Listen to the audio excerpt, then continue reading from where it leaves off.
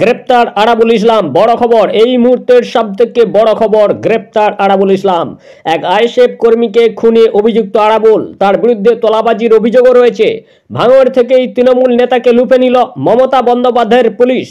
তৃণমূলের দুর্দণ্ড প্রতাপ নেতা বারবার এখানে যখনই অশান্ত হয়েছে ভাঙড়, তখনই তার নাম এসেছে। নির্বাচনের সময় বিশেষ করে অহরহ খবরের শিরোনামে উঠে এসেছেন তিনি বারবার। সেই আরাবুলকে এবার গ্রেপ্তার করল মমতা পুলিশ। আইএসএফ কর্মীকে খুনের অভিযোগে গ্রেপ্তার করা হলো। লালবাজারে আনা হচ্ছে আরাবুলকে।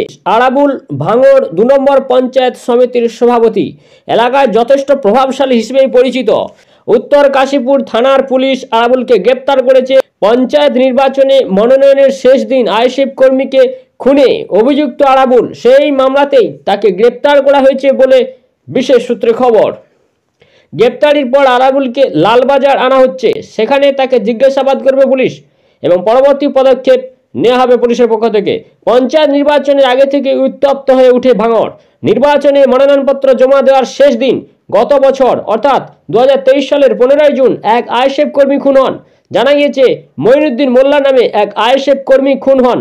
এতদিন সেই নিয়ে তদন্ত চলছিল, তাতেই আরাবুলকে গ্রেপ্তার করা হয়েছে।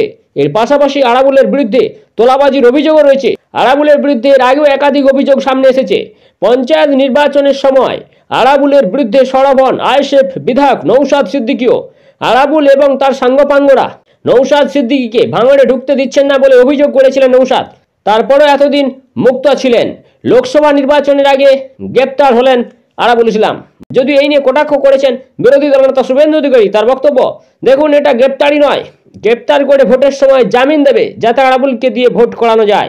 আপনারা ভাবছেন পুলিশ রাজধর্ম পালন করেছেন, কিন্তু মমতার পুলিশ এসব করে না। আরাবুল এবং সৌগাতকে দিয়ে ভোট লুট করবে তৃণমূল। পরোয়ানা ছিল, অর্থাৎ গ্রেপ্তারি পরোয়ানা ছিল, তাই গ্রেপ্তার করা হলো যাতে নির্বাচনের সময় কমিশনের গ্রেপ্তারির মুখোমুখি না হতে হয়। গোটাটাই পরিকল্পিতভাবে করা হয়েছে, দাবি বিরোধী দলনেতা শুভেন্দু অধিকারীর। নমস্কার, নজর রাখবেন পশ্চিমবঙ্গ টিভিতে।